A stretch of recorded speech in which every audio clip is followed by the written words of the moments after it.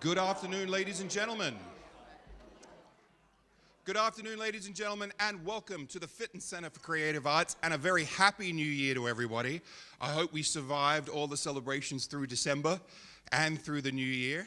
Great to see so many people back here at the Fitton for what will be a fantastic 2024. Ooh, we made it, hey? Who would have ever thought 4 years ago that we'd make it to 2024? So these are great things. Fabulous to see everybody. As ever, I would like to thank the Hamilton Community Foundation, the City of Hamilton, ArtsWave in Cincinnati, and the Ohio Arts Council for their continued support of the Fitton Center. Thank you very much. We do appreciate it. Of course, please. Thank you. And to Kathy Klink, our series sponsor for Celebrating Self, thank you for your continued support of the Fitton Center and for the incredible work that's done throughout the community. One of the things that we try to look at here at the Fitton Center for Celebrating Self, the two things I really love to focus with programming. One is those things that are right in front of your face that you see every day, but you don't quite know how that all comes together. We're always interested in that. And the other is local. Bringing local enterprises, local people here to the Fitton Center to talk about what they do. I know we had great success last year with 80 Acres.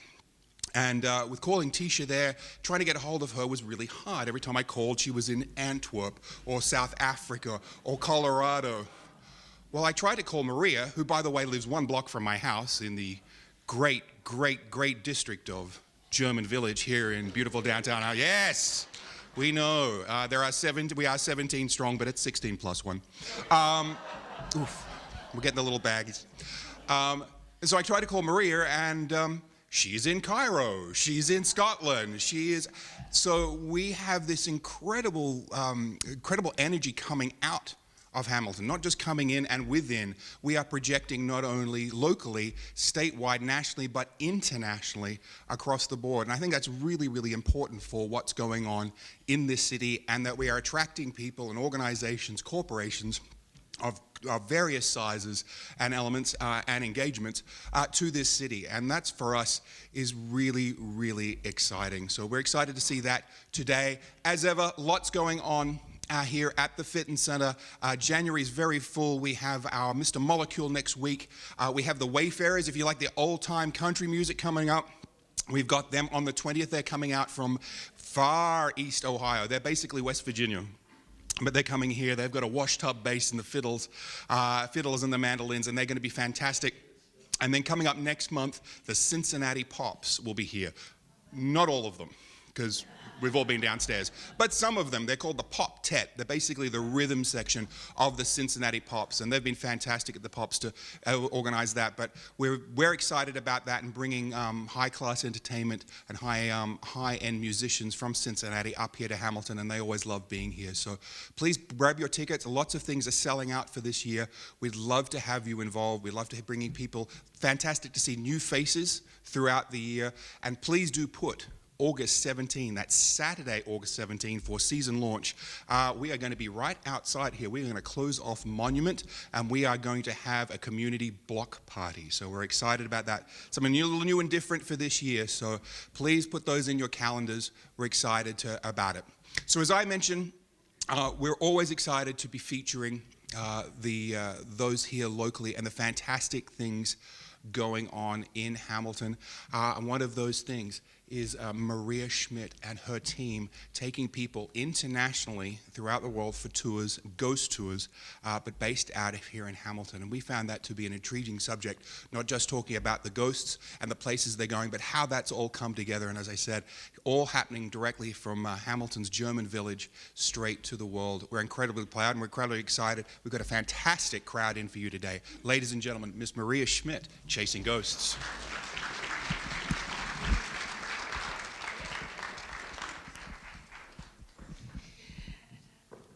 Thank you so much, and Happy New Year to everyone. It's the year of the dragon, isn't it? Which is exciting and promising. First of all, I want to say thank you so much for the Fitton Center. Ian, you're marvelous. He's a great neighbor, a supporter of small businesses. And as you all know, small businesses thrive and keep the pulse in Hamilton going, right? And we're going to experience a great growth in the next couple of years. I am proud to live in German Village. I'm proud to live in Hamilton, Ohio, and I'm especially proud to be here at the Fitness Center. And thank you for coming and supporting the Fitness Center. So that being said, I'm a little casual speaker. Oh, I'm glad I didn't fall down doing that. And I'm going to be speaking about a topic that may be a little bit spooky, out of the box. And maybe that's why we have so many people here, because you all look pretty spooky. And as you can tell, there's a table here that's hosting the people I brought with me. I noticed they have not gotten fed yet, so I'm kind of worried about that. But I want to talk a little bit about Maria for about 30 seconds, Mysterious Adventure Tours for maybe a minute and a half, but more important about what I'm here to speak about. Maria is inspired. I'm a registered nurse. Any RNs in the crowd? Come on. Proud, proud. If anyone, an RN knows about the hauntings, right? And about spiritual activity. I experienced a lot over the 40 years that I worked. I did a lot of gerontology work, which is the care of the elderly. I did a lot of hospice work. I've seen a lot. And from that, it inspired me in my interest in the haunted and in the supernatural activities. I knew we were not alone. My patients told me we were not alone. From there, I traveled through my career, ended up in one of the most haunted bed and breakfasts in the state of Florida. It was called the Seven Sisters Inn. And there, my husband and I, Bob Schmidt, right there in the front row, we managed it. And Bob, who was a skeptic, became a believer. Every day, we had some activity going on in that inn. And I realized that people were coming over to stay at the inn, not because it was a beautiful Victorian, but because it was haunted. And also, I learned that I had an old building that had to be sustained. And that's what drew me into the world that I am today. I love history. Who does not like history? We live in Hamilton, Ohio. We're blessed with history here. I also love a mystery, because that brings the history to life every time we try to explore a mystery, right? And what preserves history and mystery is my passion. So I started this, instead of retiring at the age of 65, I decided to start a big conglomerate international tour company. And that was the best choice I've ever done. I've learned so much from what I'm doing right now, and hopefully I'll bring some of that insight to you today. Now, people are asking me, are you going to be talking about the ghost of Hamilton? That's scheduled for 2025, if you want to come to that. You hear that, Ian? And we'll talk about that. There's plenty of ghosts in Hamilton. Gosh, I live in German Village, the oldest settlement in Hamilton, and we got lots of ghosts there too. But I wanted to take you outside of that comfort zone into the world of the international spiritual activities that I've experienced, because those are significant, and it really will make you a different believer when you leave this room. It made me a different believer. So with that being said, I'm going to give you a quick little, we'll take you around the world. Like I said, I'm not going to talk about the hauntings of our local community, but we're going to go ahead and show you what Mysterious Adventure Tours has found out in the last 2 years when we traveled the world. So here's a little bit of a infomercial. Can you do that for about 30 seconds? Let's do it.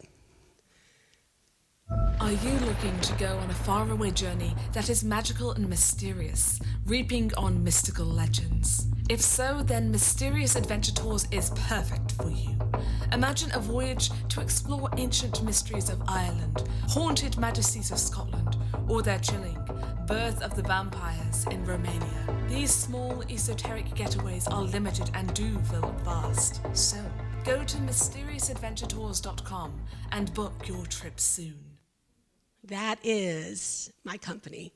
And I started that 2 years, actually 3 years ago, and got incorporated in June 1st of 2020. But then we had a little thing called the pandemic. And that's okay. I saw that as my space to grow the company and bring it to its proper direction.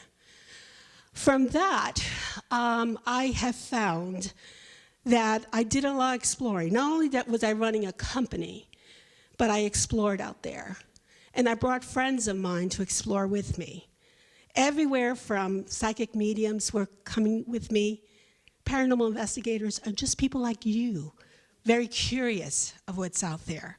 They've been to Italy, and they got a gondola and had a little trip around, you know, the Great Pyramids of Egypt, but they never spoke to that culture. They never spoke to that legends in the history of those countries. We do that. We take you to places that you probably haven't even heard about. For the sake of not being here for 4 hours, which I would love to do, and if anyone wants to stay over, I'm sure Ian's rent will not be too catastrophic, but I've limited down to 3 countries that is symbolistic of what I've discovered out there. And you'll see what I'm talking about in a minute. So we're talking about history, culture, legends, and customs of worship. They all are influencers on the supernatural. We're going to start off bringing you to Romania. Who's heard of Romania? Ooh, I love Romania. Romania is beautiful. Just those that have been to Romania know what I'm talking about. The food is to kill for. And what's that stuff we drink all the time, Bob? Palinka. That's their moonshine. It grows hair on your chest. I did not know in Romania they actually drink a shot of palinka in the morning to wake up, a shot in the afternoon after lunch to digest, and then another shot at night to go to sleep. There's always a reason for palinka. But it goes beyond that, and it goes beyond Dracula. And we'll talk about that in a little bit.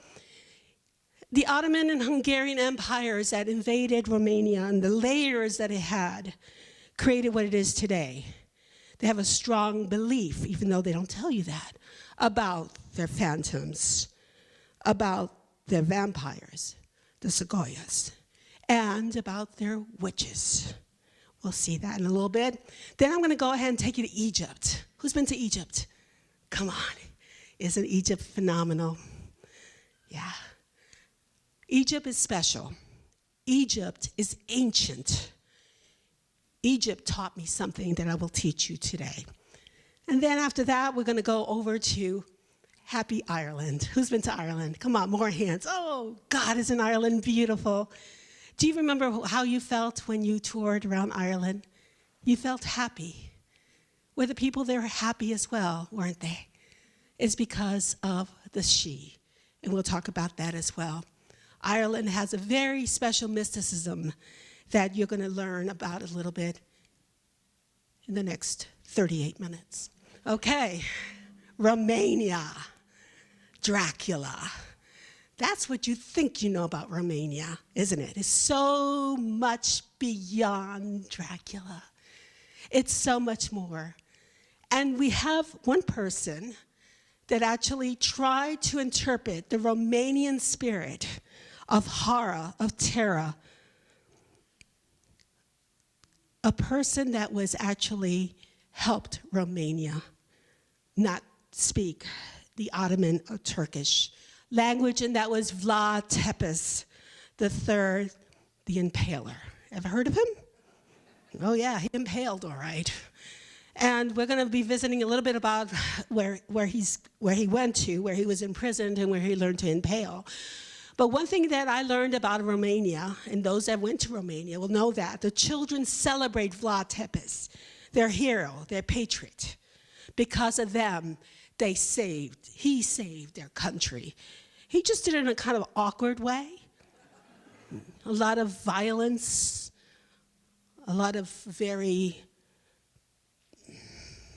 horrible symbolisms of rain He took the Turks that he died, or even before they died, impaled them, and then completely surround his fortress and his homes with these bodies dripping in blood. Yeah, he did that. But you know what? The Turks didn't want to deal with him. They went back home, and he saved the country. He died pretty young, but he was a warrior. And like I said, he was extremely, extremely popular and respected, and still today. Someone that took that story of Vlad Tepes III, the Impaler, and brought it to life happened in the late 1800s. And that's Bram Stoker. You ever heard of him? Wrote Dracula. And what's really interesting is Bram Stoker never, ever went to Romania, ever. In fact, Dracula never went to Romania. They do have what they call vampires there, but it's not what. Now, Vlad Tepes' surname was Draculae. You see the connection? There's a lot of connection. Bloodthirsty, killing with power, killing with terror. Here's another connection. Did you know that Vlad Tepes was born, and I gotta squint, November 8, 1429? Guess when Bram Stoker is born? Yes, November 8, 1847. They have the same birth date. Crazy, isn't it? Here's something a little crazier. Bram Stoker's original novel was published in 1897, and it had 418 pages. Now, who's quick with math? Subtract Vlad Impaler's date of birth with Bram Stoker. What do you get? 418. Is that a coincidence? It's the mystery of Romania. Okay, there she is. Who knows what that little puppy is, huh?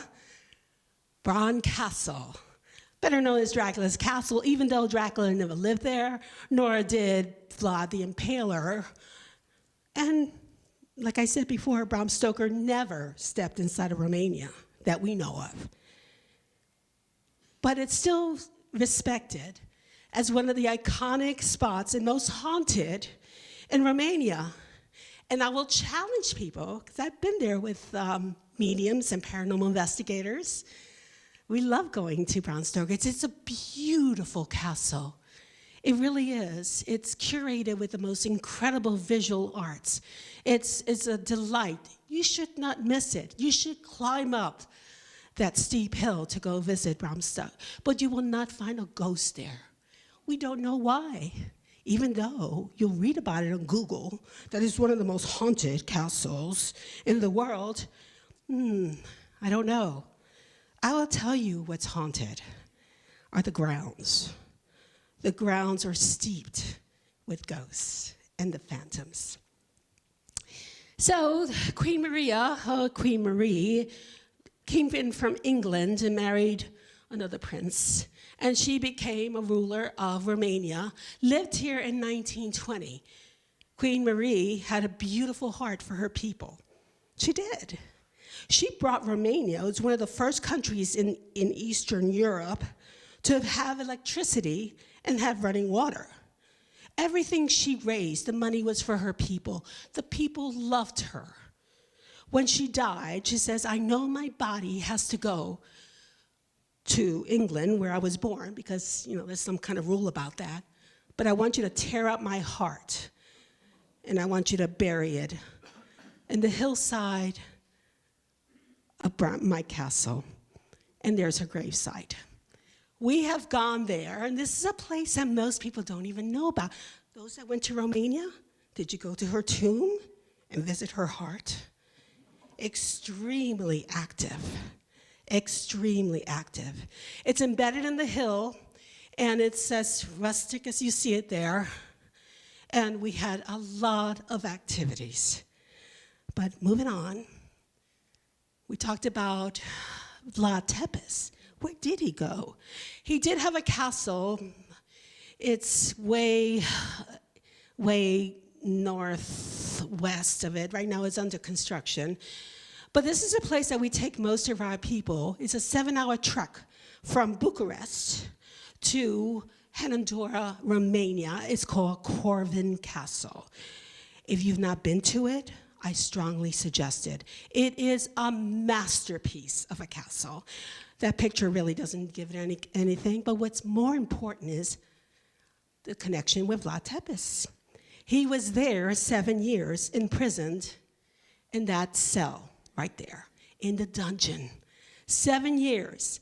And this is where he learned the craft of impaling. He used to impale the rats, drip their blood so he can have lunch and not have to worry about the drippings of the blood. That's where he learned how to impale. He's like, you know, this works out just fine. You know, it's a quick way to get rid of a rat, and I can have my lunch, and can we get bigger sticks for the people out there trying to rule us over? So we've been there. Mysterious Adventures has been there. We can tell you that, yes, can I have the little dimmer lights, please? That it is haunted. Now, some of the pictures and some of the things that I'm going to show you, you're going to say, Maria, all I see is fog. I don't know, what is that? You know, it takes a little bit of preparation and a little bit of experience dealing with ghosts and haunteds. And I'll be glad to give you a 101 anytime you want one. But I'm going to show you a picture that was taken inside the cell. And if you see a hand on the bottom, let's see if I can make this thing work. Yeah, right there, there's a hand. Do you see it? Yeah. And then there's also a black mist. That was actually coming out of the jail when it was caught, of the cell there. Was that Vlad? We don't know. You know, it could be anybody. It could be Vlad's significant other. I don't know. But the fact is that we did catch something. We did have a lot of communication there, some with Vlad, believe it or not. We had other pictures that I have so many pictures I could show you, but then I would need about 4 hours again. So I have not done that. Near the Bucharest, again, a place that most people don't go to, we take our people, we load them up on a trailer pulled by a tractor, and go into the deep forest in Bucharest, which is in Transylvania, right? Go to the Witch's Pond. This is no ordinary pond. The pond is probably as big as this room. It's a small pond, very deep. But we'll never know how deep it is, because anybody that goes and swims in it never comes out alive. This is truth. The animals avoid this like the plague. You will never see animals drinking from this pond. This pond is extremely weird. Truly weird. This pond is also recognized as a place that Vlad Tepes was decapitated, beheaded, and executed. Coincidence? This is also where a lot of witches, and witches are really, really popular in Romania, come and do their rituals. And I'm going to give you a 2-minute snippet. I'm going to take you to Romania, if we can have the lights lowered a little bit, so that you can see some of what they do. Now, some of them they don't speak English, so there's translation, but I think you'll enjoy this. Vreau să le spui că aici este un loc special din cele mai vechi timpuri. So here is a special place for many years. Aici a fost sacrificat și decapitat Vlad Tepes. So here Vlad Tepes was sacrificed here, decapitat. Beheaded, yes. Decapitat is without head. Beheaded. Pentru că el avea propriul lui demon care îl conducea. He was having his own devil. Și când a fost sacrificat în acest loc, when he was sacrificed, here was sacrificed. a rămas această baltă, acest lac viu. And this lake was remain like this in life. Acest lac, așa cum îl vedeți, nu are fund, deci este foarte adânc, nimeni nu știe cât de adânc este. So this lake is very big. No one knows how big it is. Și pentru că suntem aici, prezente la acest loc magic, She's doing her vreau să rituals fac now. un mic ritual pentru a arunca binecuvântare asupra întregului personal care este aici. And because we are in such a special place, in such a special occasion, I want to make a ritual in order to cover these blessings throughout the Aia whole și group. lunga.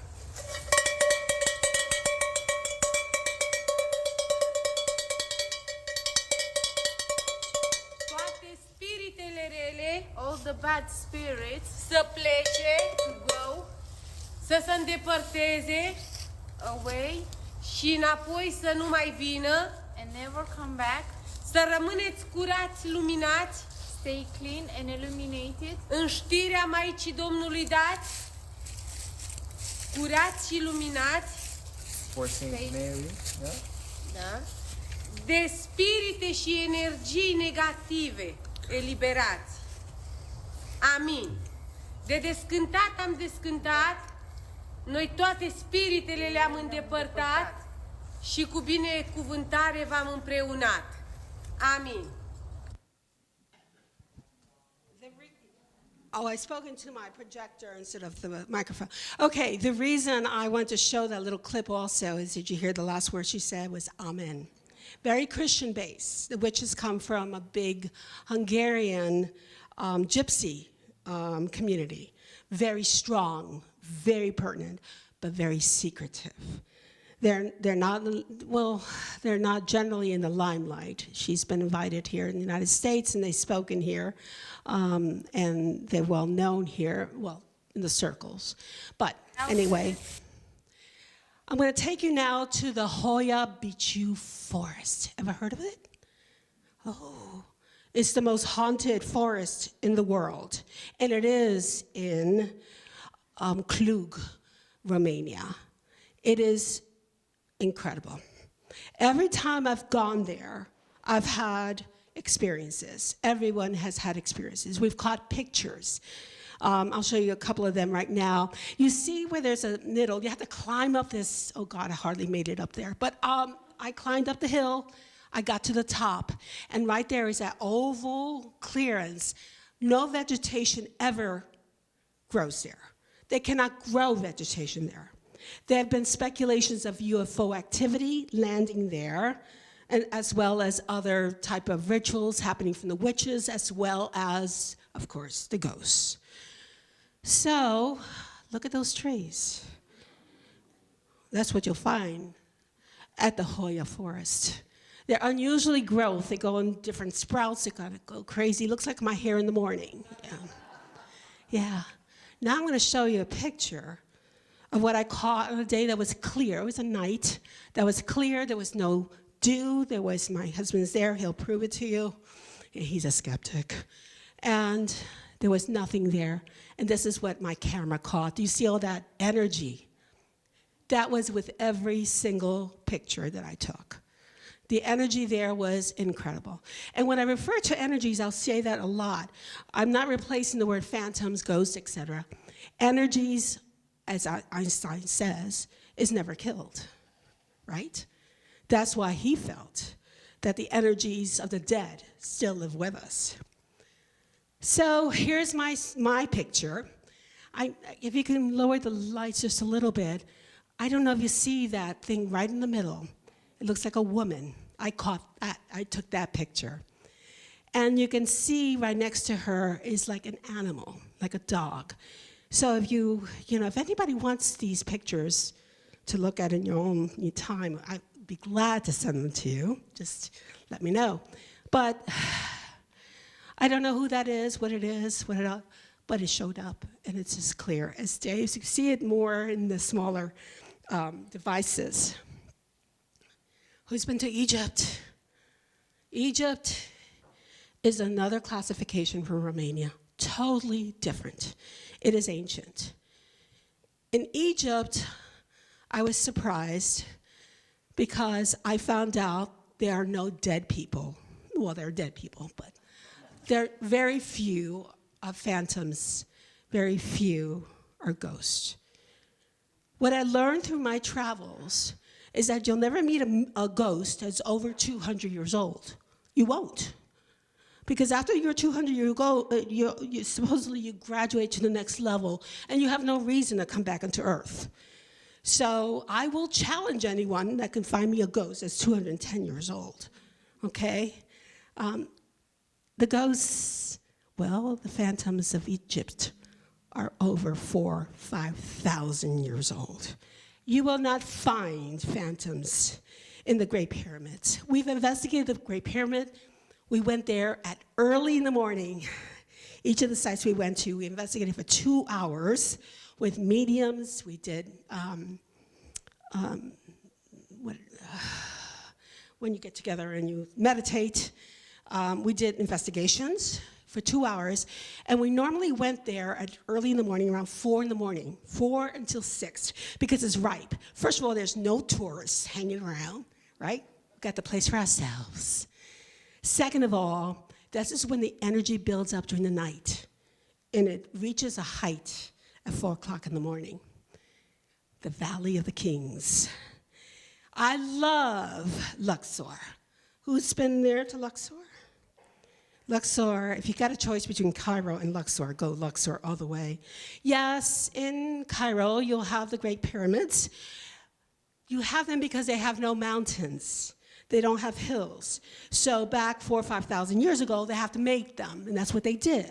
They made the Great Pyramids. They made the Sphinx, etc. Lots of pyramids, you know, they're all like surrounded everywhere. Everybody knows about the Great Pyramid. But in Luxor, you don't need pyramids built. Why? You had mountains, you had hills, and they buried the dead into these natural crypts and pyramids. Okay? So here's the Valley of the King. Who's buried there? Famous? Come on, one guess. You can't be wrong. King Tut. Yeah. You want to find King Tut? Let me show you. Walking towards King Tut's tomb. It's about 4 o'clock in the morning. And our travelers are marching through for a once-in-a-lifetime experience. Here we go down into the shaft. Down into the bowels of these mountains.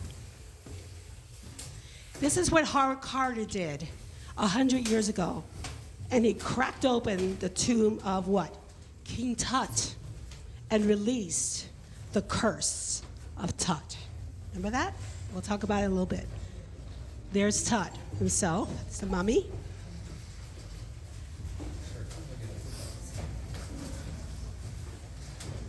I'm not the best videographer. I'm the one that took this. So guys, please, TV Hamilton, I need you there next time.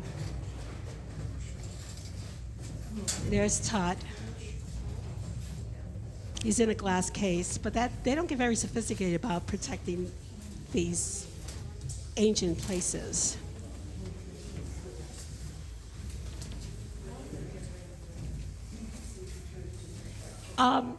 King Tut's mother is supposed to be, they suspect it's Nefertiti's, right? One of them. She's suspected of being buried underneath these walls here. And they're right now excavating those walls to find his mother. He was 17 years old when he died. That's sarcophagus there. And I don't know if you guys know, but when they bury the dead, they have like 7, 8 sarcophaguses, right? So the main glorious one is over in the Egyptian museum in Cairo. Cairo constantly goes to Luxor, say, we'll give you $20 billion if we can get his corpse and his sarcophagus. And they said, no, Tut is ours, you know. And I'm glad Luxor is doing that because that's where he was buried, right? So there's the shaft that we walk down. I just gave you it takes a while to go down into what I call the bowels of the tomb. And there's a sarcophagus, and right behind it is where they think Nefertiti is buried. There he is, all his glory.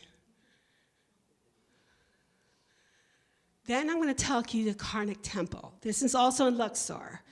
It is a magnificent, often visited by a lot of tourists. Karnak Temple is very, very common in itineraries. But what was uncommon is where we went. Inside the Karnak Temple is what they call the Ptah Temple. It's a little tiny thing. It's locked up. Nobody has access. We did get special permissions to go in there, and we did a meditation. Inside the Ptah Temple, there is the segment statue. Just 2 days ago, actually 3 days ago, is her day of celebration. She was born in 3434 BC. She is probably one of the most fierce, powerful goddesses in all of Egypt's ancient history. Everybody just feared her. She was absolutely relentless, a head of a lioness. Her father was the king of the sun, very powerful. I will tell you that we went in there with no anticipation of what to expect. We left out there with our jaws dropped. We went into a meditation in there, and everybody's lives changed. When I came out, I said, okay, what's going on here? I thought I was alone. Everybody just came out.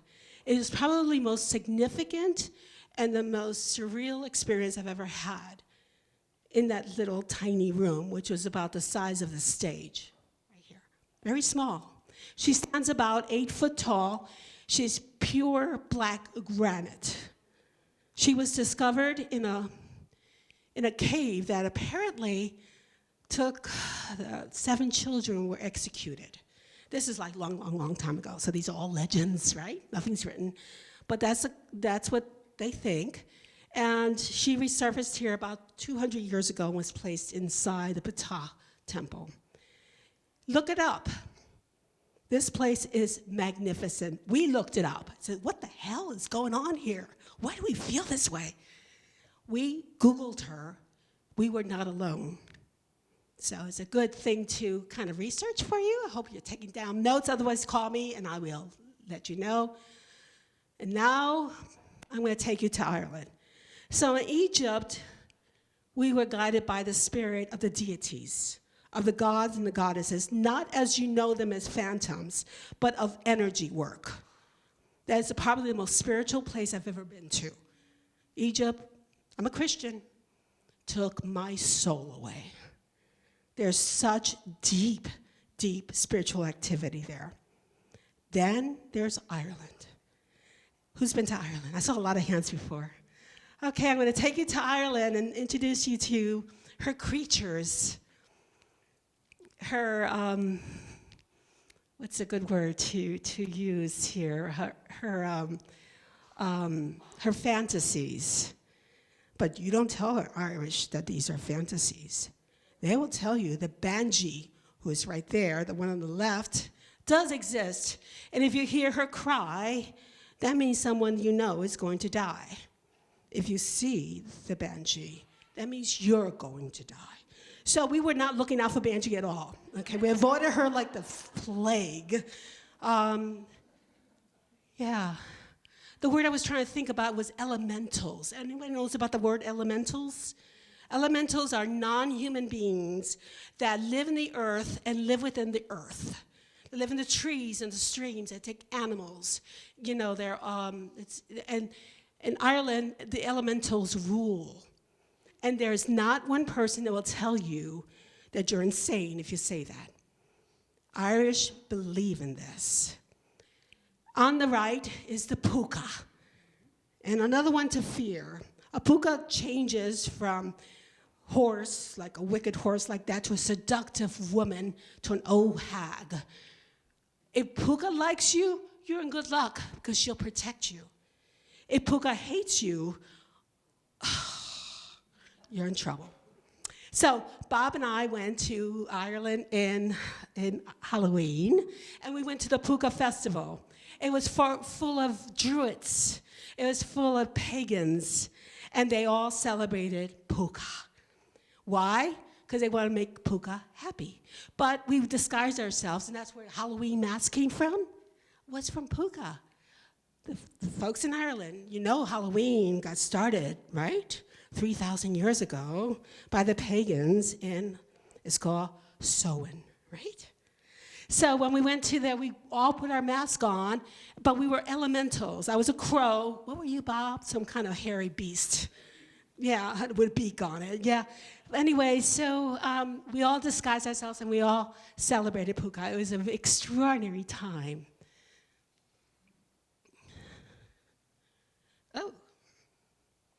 Oh God, what did I press the wrong button?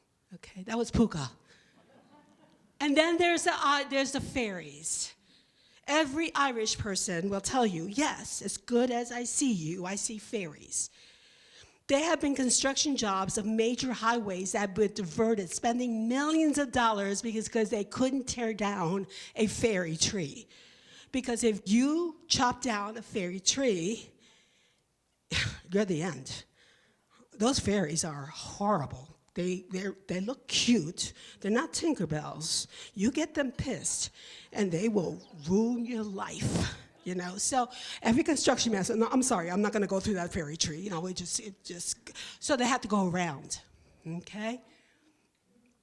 Charleville Castle is one of the most haunted castles there is. It sits on a ley line. It's absolutely inside is very majestic. It sits in a place called Tullamore, which is great distillery, by the way, good whiskey there, as in every good town in Ireland. But in there, right in front of it, in the grounds, is this beautiful, and if we can shut down the lights just a little bit, a fairy tree. You see it? Do you see the energies on the right-hand side of the picture? Let's see if I can picture that. That's not camera. That wasn't there when I took the picture. And then, of course, is the big light inside the tree. Sacrilegious to climb that tree, to tear off a branch from this. It is majestic. It's an old oak tree. And everyone there just respects this old tree in Charleville Castle. Then there's a Hellfire Club that, anybody heard of this place, a Hellfire Club? You thought this place was bad. Okay. The Hellfire Club was started in the 1700s, and it was good old boys getting together with demonic things, sacrificing wenches and drinking and gambling. It was a horrible place. Actually lived very horrible, just what the name says, is hell's fire. This was built in the 1700s, and then it got burned down by who knows what, forgiving thing. But it's extremely haunted. It's up on a hill in Montpelier near Dublin, and we've got a lot of good pictures there. A lot of people say, well, that's the sun beaming down. Well, it could be, or maybe it's not. I have a good friend, her name is Jody Den. She loves angels. She's an angel practitioner. She went in there and said, there's too much bad energy here, and there is. She called for her angels, and look what happened. Yeah. That was caught as she was calling the angels in, and they came in to protect us. Crazy, huh? It's just a mystery. Is it true? Maybe. Maybe not. Leb Castle. Who knows Leb Castle? Any good paranormal people out there? It is the most haunted castle in the world. Yeah. It has a lot of history, has a lot of battles, bloodshed. Oh God, I can go on, I can spend a whole 2 hours on Leb Castle. But I'm gonna let our gentleman, the castle keeper, he actually lives there. He's lived there since 1980. Sean Ryan. He is an internationally known traditional Irish musician. His daughter actually is one of the, what do they call them? River dancers, yeah. So the man is fabulous, great historian. Here's Sean explaining Well, about many his. spirits in the house, yeah. They've never interfered or made life difficult in any way other than they let us know that they're here. We see a lot of them. Sometimes be as clearly as I'd see you. Sometimes, or a lot of the time, it'll be like a haze or an aura around them, or maybe just around part of them. Down here then, or mostly down here anyway, we meet with a lady and she touches people. We call her the governess. And she's usually around as well, and there are two little girls that play around here that we meet a lot. And she's always with them, and we have a feeling she had something to do with them. But we have no record of any of that, you know, because it was burned down in 1922, so any records that would have been lost in the fire. And a lot of our visitors experience that. It's like somebody brushing off you. There was a lady there, sometime at the end of last year, she was a Swedish lady, and she described it happened over there on that side. She described it, she thought it was a dog or something that passed and rubbed off her. That was her first reaction or thought or whatever, you know. But I suppose for almost everybody that would experience that, it would be a first time experience for them. But they amaze themselves as to how calmly they react to it, you know.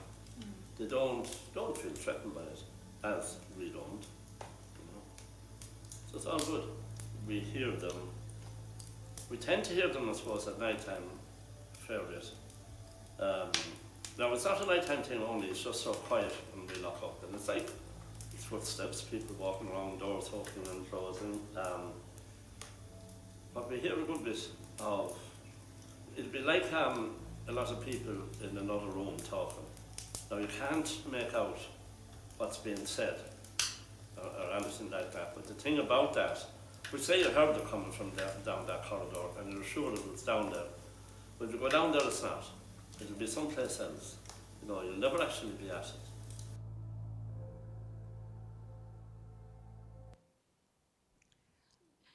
Up on the bloody chapel, third floor, it's not done up like his house is. It's what they call obili. It's a murder hole. I love going to castles and saying, okay, where's your murder hole? It was used for defense systems where they actually would throw people. In this particular castle, this is back in the 1400s, 1500s, they would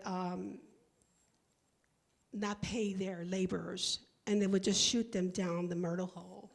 And there's spikes waiting for them below, and of course the rats would finish you off. So that is up in the Bloody Chapel. That is an entity we caught on film. That was not there. It was nobody dressed up like a monk, but that was that. So I want to really hear this quick EVP. I don't know if you can hear it. It happened at LEP. It's a Class A. I'm hoping that you can hear it. Gently. You hear that? Gently. We think it heard the miracle. So that was done on Halloween when we were there. We investigated on Halloween night, we were there. I want to conclude, and then I'll just say goodbye and get questions from you, with a very special video. This is the Ireland I know. It's called The Power of She. It's spelled S-I-D-H-E, but it's spelled in Gaelic, it says she. And it's the elemental, the creatures' influence over Ireland. And this is absolutely the most magnificent description of Ireland you'll ever hear.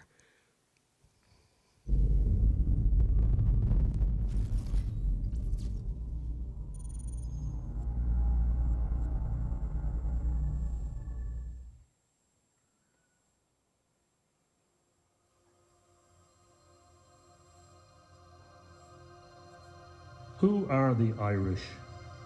And where did we come from? These are such academic questions. What we should really be asking is what power this island holds over us, and in what way does it transform and transfix us upon our arrival here. It's not in the origins of the Irish we should be looking, for these lines of inquiry will lead to arbitrary conclusions and follow dull lines of material and conventional inquiry. Rather, we should follow that beam of sunlight that glistens off the Western Ocean in the evening and pursue it to Tirnanog. We should watch in the midnight moonlight for that dancing troop of fairies around the ancient rath.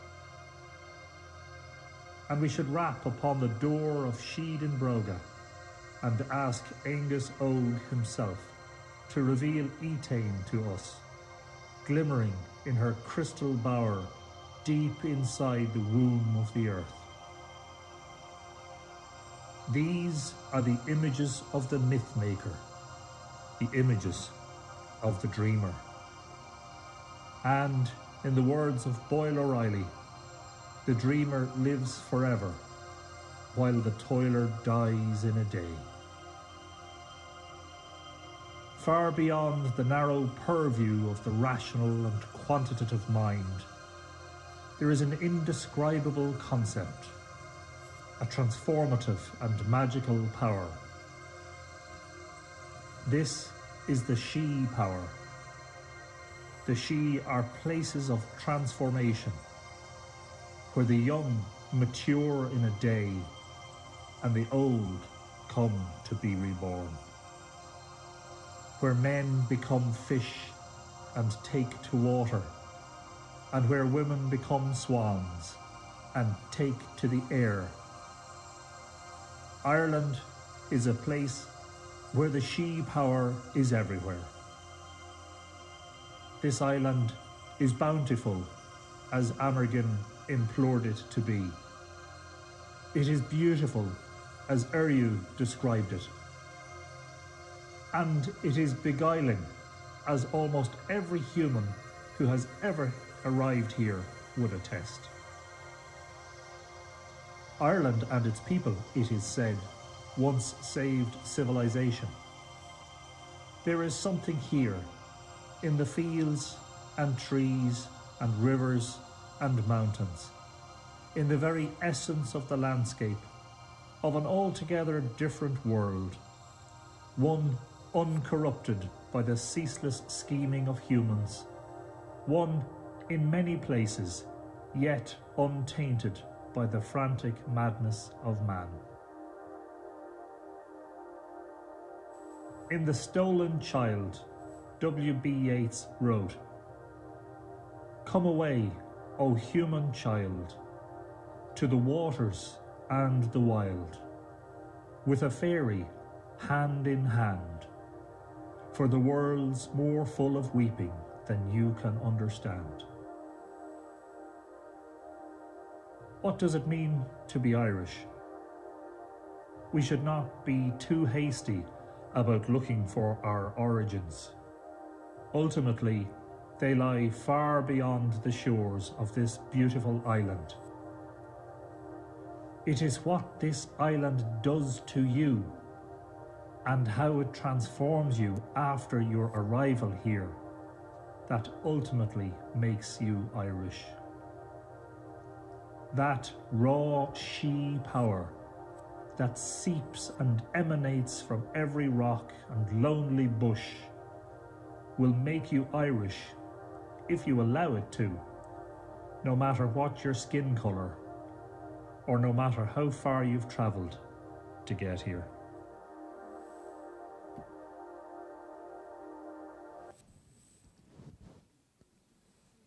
We have chased chased the mystery. I know I started with chasing ghosts. It's all about the mystery. It's about the legends, the folklore, the culture, the history, and maybe about the supernatural.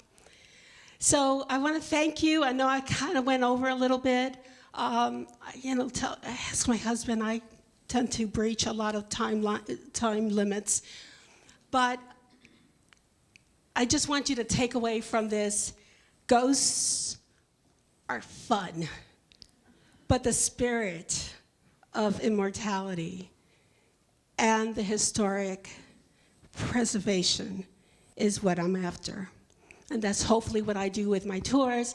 I support Lep Castle, I support Cherville Castle, I support the ancient properties in Egypt, and even those witches in Romania.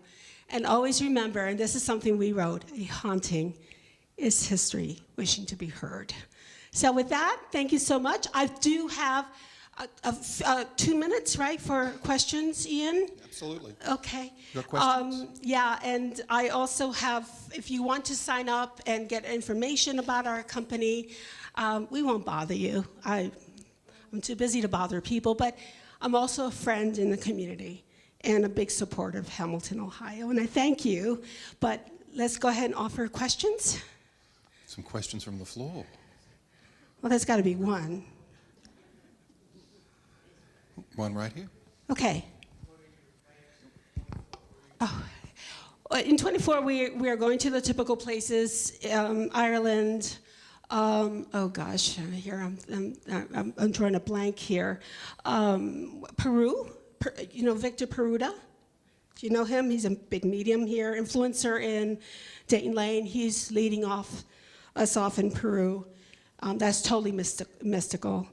In 25, we're going to go to Japan, and I'm very excited about that. But basically, all the typical places that we go to is Ireland and Romania.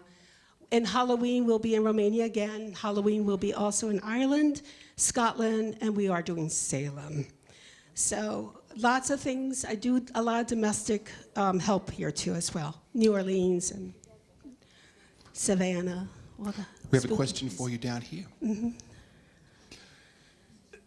In Romania, the forest and the pond, have there been soil samples tested and the water tested?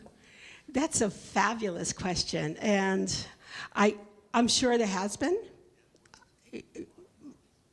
Vlad, Vlad, our representative in Romania, my husband reminds me that it has been done. The universities have come, this is true, I remember that. A lot of scientists have come in, not just to study the ufology, but why are these trees, the way they are? Why is there no vegetation in that circle? So yeah, there's been a lot of interest. It's just like Romania is a poor country, so they don't have a lot of resources either. Yeah, another question?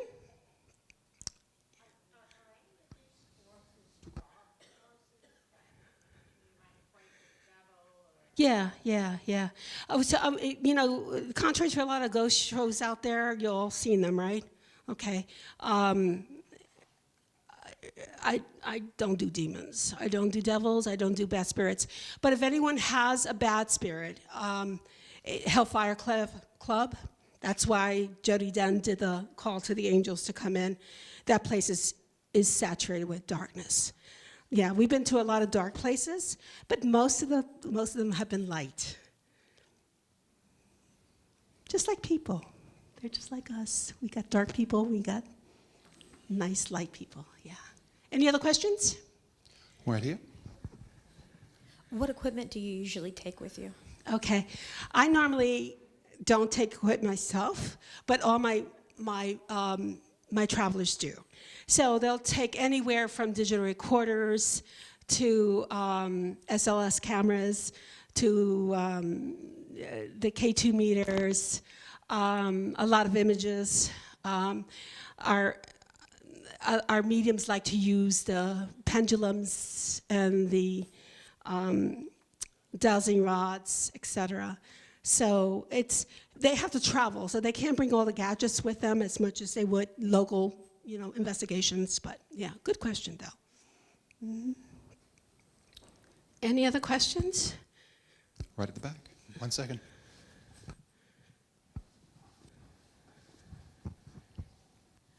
Do you do anything with the haunted places in Hamilton? Oh, Hamilton, Ohio. It is very haunted. And I wish I could have put a piece into this. We do, and for instance, it's been a while. I have to go back and start raising some monies. I did volunteer investigations at the German Village Community Center. It's a carriage house, very extremely haunted. There are a lot of haunted properties in Hamilton, including the Municipal Bar. And if you go there, the Butler County Historical Department, who's the fellow that owns the Municipal? Jim Goodman. If you ask Jim about his ghosts at the Municipal Brewery, he'll flash out his phone and start showing you videos and things they've caught there. Because I used to be a prison in a courthouse, right? So there was a lot of, devastating, history there, some bad history. Then the guys under 200 years old are still hanging out there. There's also the Drink. Anybody goes to the Drink? That's my little hole in the wall. That's extremely haunted. And they can tell you some stories if you go there as well. Just about my house is haunted. I live in a house from 1859. It's on 3rd Street, right next to the Lane Library. Yes, that ugly pink house out there. But it's extremely haunted. I know who's there. I saw an apparition there. But it was only in the very beginning when I first moved in, and it was on my birthday. In fact, I think you guys were there when it happened, and I saw her walking down the steps into the family room, and I looked around and said, well, first of all, who's up there without telling me that they're gonna go upstairs? And I said, and who would go into the family room like that? And I walked into the family room, and there was nobody there. So, but that's the only time she just wanted to give me a little happy birthday thing, I feel she protects me. I'm a registered nurse. She was a registered nurse. That used to be a doctor's office for 100 years, dentist doctor's office. So it's very active, but we don't feel anything bad there. If anything, is protective. Yes. Right.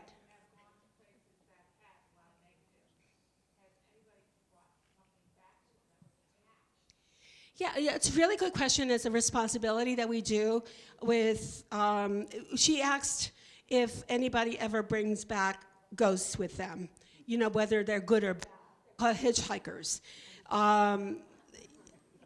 Yeah, it happens. We try to so much to do blessings before we do investigations, or we carry the medals of St. Michael, the guardian angel, against all the demons and stuff.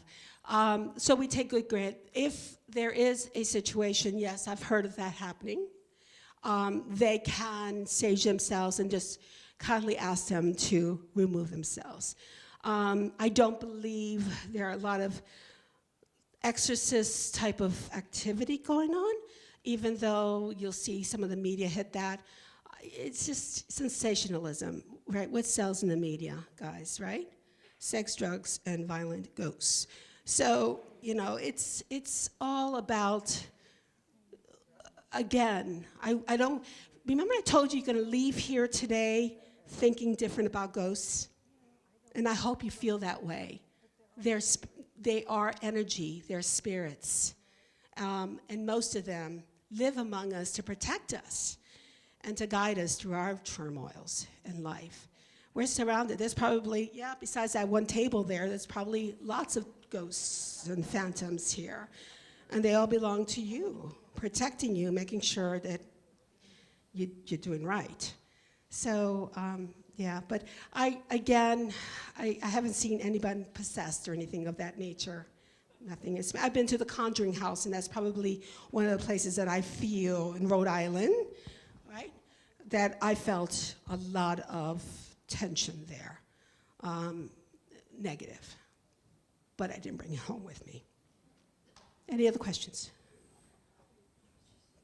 I've always heard this, that ghosts can't really physically hurt you, so I've never been afraid you know, to be somewhere where there were supposed to be ghosts. Is that true?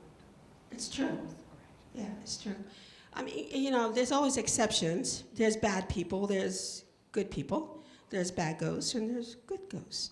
So they're no different than us, you know. In Japan, where we're going to in 2025, the culture there does not allow for happy ghosts to exist. So if you see a ghost in Japan, it's, you know, a bad ghost. But that's the way they think.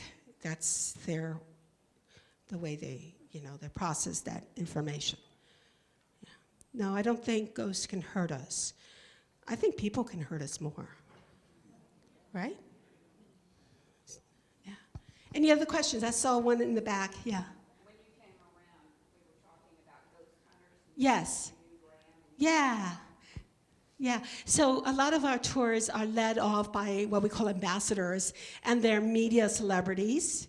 So anybody remember Ghost Hunters, the original? Okay, good. We've got one Ghost Hunter fan. Grant Wilson is a co-producer of the Ghost Hunters legacy, and he follows us to a lot of places. He's going to take us to Greece next year.